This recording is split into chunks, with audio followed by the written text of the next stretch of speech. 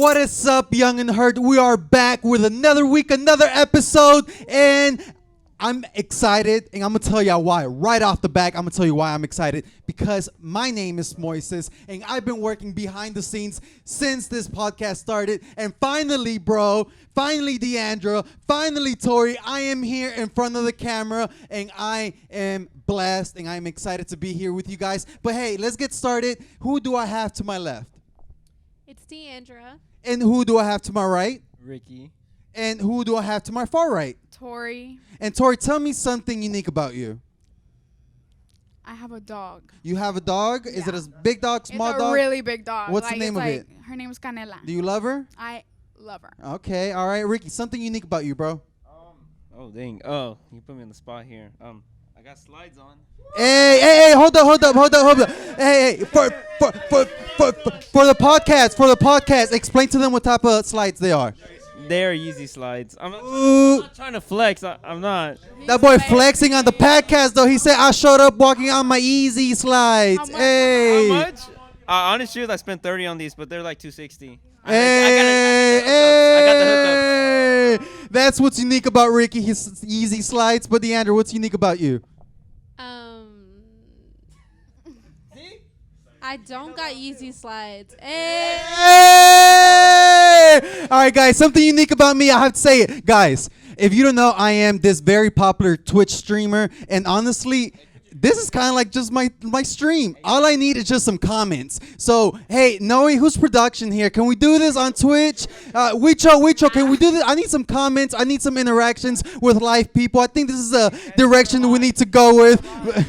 But guys, no, definitely, it's really cool to be here with you guys. Like I said, I've been working behind the scenes and watching Noe, man, just run this. It's been very, very fun. But today I have a very important, it's a subject that I've struggled with actually in the past. And it's a subject that I know that there's some current youth and young adults out there that are struggling with. And that subject is rejection. And as soon as they told me, hey, Moises, you're going to do a podcast about rejection, the first thing that came to my mind was the first girl, 4th grade, that rejected me, not trying to be. I was like, dude, I'm still scarred. Jennifer, if you out there, hey, girl, since 4th grade, dude, I had to listen to Romeo Santos, you know. No, I'm joking. But hey, Tori, what is rejection to you? So to me, rejection is like a really bad feeling. Like, say I ask you out on a date and you're like, no. I'm going to be like sad for a really long time. Like, okay. Oh my God, he rejected me. I've never been rejected. Okay. All right. She said to put out my score. I am undefeated. Put it there. Put it out there. All right. And Deandra, have you ever experienced the feeling of rejection? Of course, I'm joking. I have.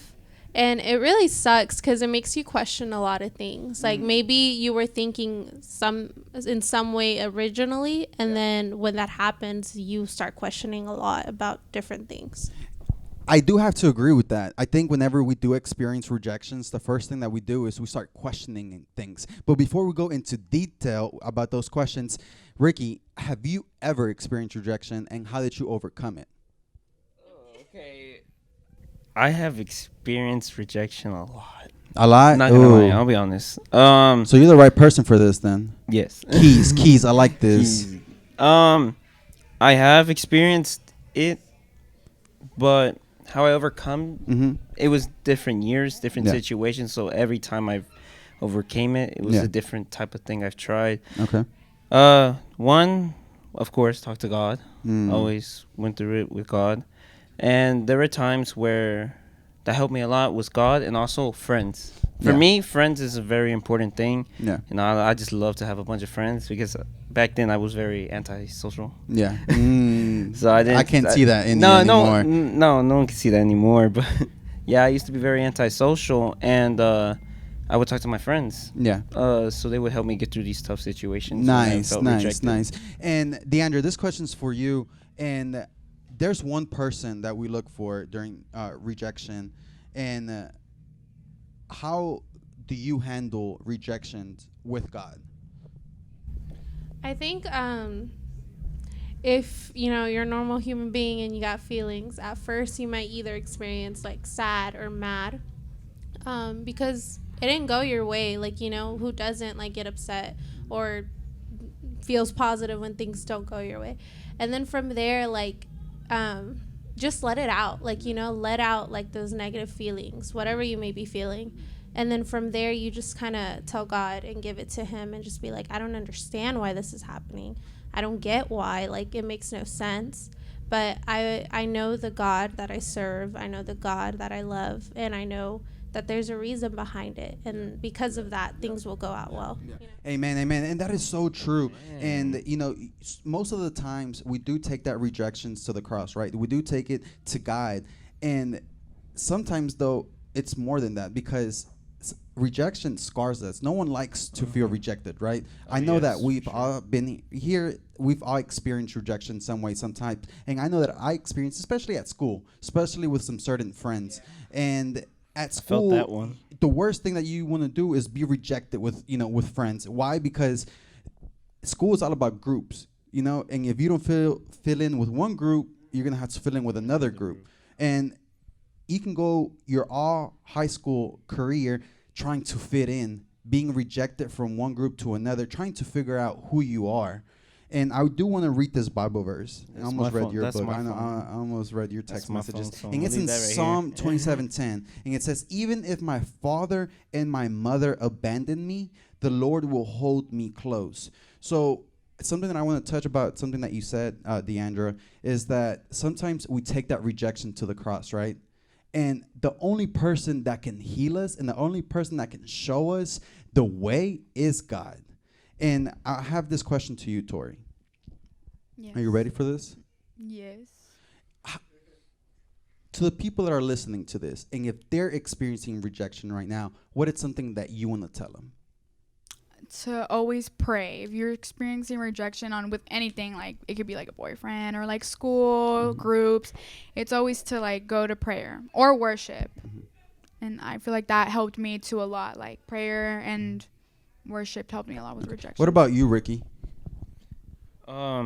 If you're going through this, honestly, your best bet is get close with God, because there were times where, I won't lie, where it was like very dark for me when it came to rejection, and I wouldn't be here today if it wasn't for God. Yeah, and I want to touch a little bit more on that, Ricky. I'm not trying to pick on you, but whenever you're experiencing, or whenever you experience that rejection, you can agree that it's a unique feeling, right? Oh yeah. And that feeling, how did it make you feel? Dark. It was like, I felt like I was like honestly worthless. I won't lie. I felt like I was worthless, that I didn't mean anything. It's dark. Okay, I'm sorry. No. I'm sorry. It's dark. And the only reason why I'm going with this direction is because I want to tell somebody that's listening to this podcast that you're not alone. Yeah. That however you're feeling, it's people have felt there before. Yeah. People have been in your shoes before. And I want to tell you right now that you're not alone, that God is with you. And that even if your mother or your father abandoned you, God will hold you closer. Everything, try to just give it up in the cross. Try to take it in the cross, because if you don't want to feel dark, if you don't want to feel helpless, say it one more time. Who helped you get out of that? God. Who helped you get out of that? God. Who helped you get out of that? God. Who helped you get out of that? Scream it with your lungs. There you go. But if you don't believe it, there is salvation. There is fixing through God. But you have to believe it first. You have to take it up to his cross and give it up to him first. Because if you don't take it up to his first, he's not going to work on you. You have to go and you have to give up yourself first before he starts working in you. And before we start wrapping this podcast up, I do want to end with you, Deandra. Is there anything that you want to add or you want to tell the people who are listening to this podcast about rejection? I think I'm going to just piggyback with what Moises said. You have a choice to make. You either choose to let this go even darker and just let it affect you to the point where no turning back, or your mentality changes to something negative, or you can choose to give it to God and learn from it and grow from it. So you have a choice. Amen. Amen And to it's that. so true. And guys, I do want to say it's been a pleasure. My name is Moises, and I've been here with Deandra, Ricky, and Tori. And it's been a blessing to be with you guys. And I hope that after today, they give me another opportunity to come back. If not, They probably will. They probably will. if not, you'll see me in production, guys. Have a blessing week. We love you, and stick and stay tuned for the next episode. Bye, guys. For more of this podcast, follow us on Instagram at Grace Youth Espanol and at Young and Heard.